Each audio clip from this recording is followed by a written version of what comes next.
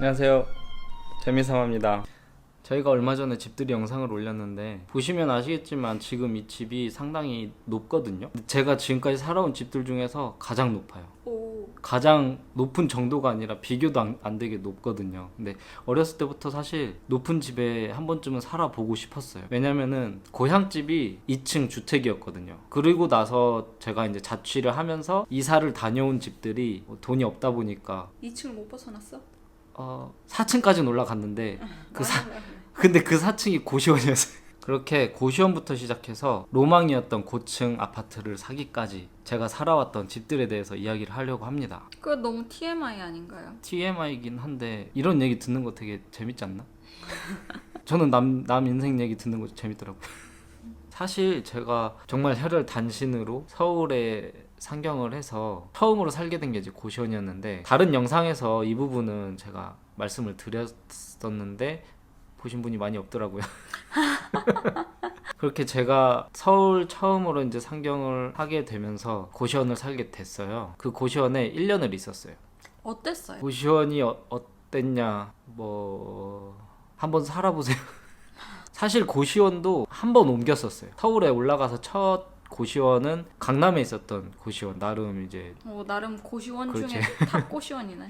근데 거기서는 정말 딱 한 달 살았고 너무 비싸가지고, 그러고 나서 신림으로 갔어요. 신림 고시원이 싸잖아요. 그래서 신림으로 가서 거기에서 이제 1년 정도를 더 있었죠. 신림 고시원과 강남 고시원의 차이가 있던가요? 지역을 떠나서 고시원 자체가 강남 고시원이 더 신축이어서 뭐 말할 것도 없이 더 좋았고, 돈도 말할 것도 없이 비쌌고 그렇게 시작을 해서 1년을 제가 공부를 했죠. CG 공부를 1년을 공부하고 취업을 했어요. 이제 돈을 벌잖아. 돈을 버니까 빛을 보겠구나 싶어서 이제 집을 막 알아봤는데, 고시원 바로 옆에 있는 반지하 집으로 헐. 돈이- 왜 반지하러 갔어? 돈이 안 됐구나. 돈이가 문제지. 상당히 박봉이었습니다.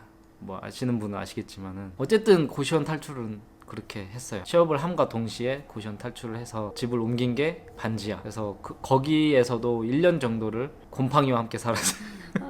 점점 사람이 골마가 삶이 피폐해져 가지 않나요?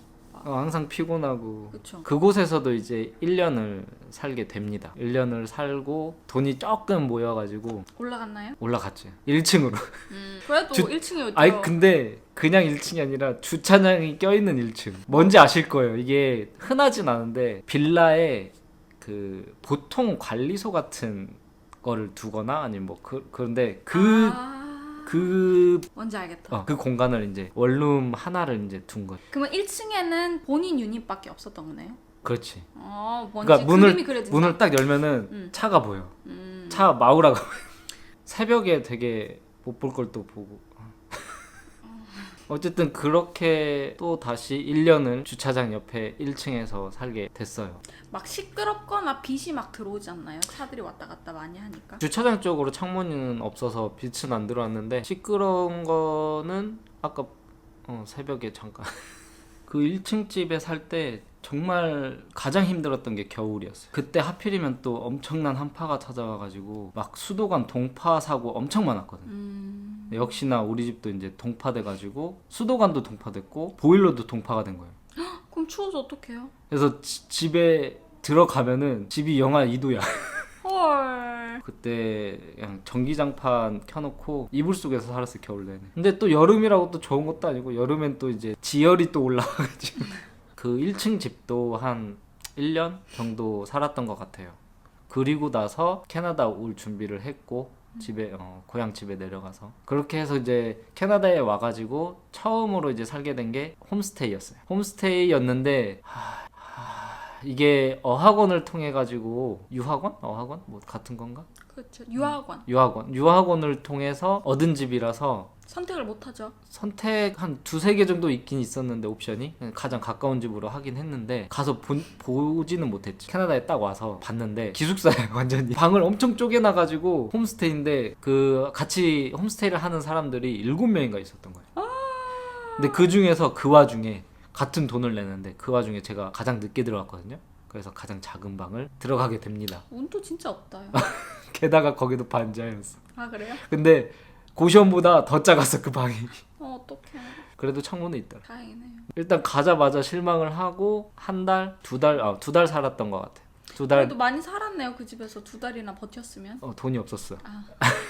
근데 2달 정도 살다가 취업을 했어요. 현지에서 직장을 잡아서 이사를 또 하게 됩니다. 룸렌트를 했어요. 또 업그레이드를 해서 이제 방 하나 쓰는 거. 보통 여기서 이제 뭐 닭장이라고 하죠. 저는 하우스 룸렌트로 가가지고 그 정도 수준은 아니었는데 어쨌든 그 하우스의 1층 그 중에 이제 방 하나를 제가 쓰게 됩니다. 근데 같이 이제 룸메이트 하우스메이트라고 해야 되나 이거는 이제 같이 룸렌트를 하는 2명이 더 있었는데 그 2명이 굉장히 거지같게 그래서 그 둘 때문에 정말 힘들었어요. 같은 방을 쓰는 것도 아닌데 정말 화장실이나 키친 사용하는 거 보면은 정말 근데 그 집에 굉장히 오래 살았어요. 굉장히 오래 버텼어요. 결혼 전까지 그 집에 있었습니다. 왜냐면은 굉장히 쌌거든요.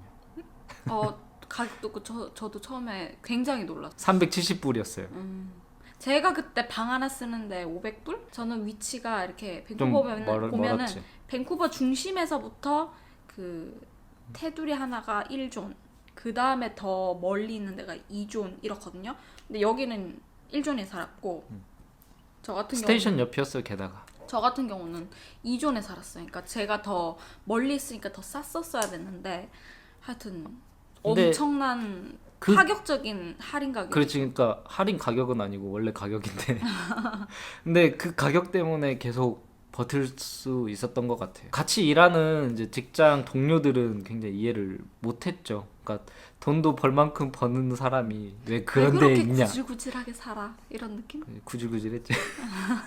근데 저는 그때 원대한 꿈이 있었기 때문에 꿈이 뭐예요? 사실 집을 사려고 돈을 모은 건 아니고 미래가 불확실하잖아요. 그러니까 정착을 한 것도 아니고 영주권자도 아니고 하니까 그냥 외노자일 뿐이었으니까 불확실하기 때문에 돈을 최대한 모아서 한국에 돌아가더라도 돈을 많이 모아서 가자라는 그런 생각으로 돈을 굉장히 아껴가면서 살았죠. 그래서 돈을 계속 모아가지고 이분을 만나가지고 이제 차를 샀는데 돈을 차를 잘못 샀어요.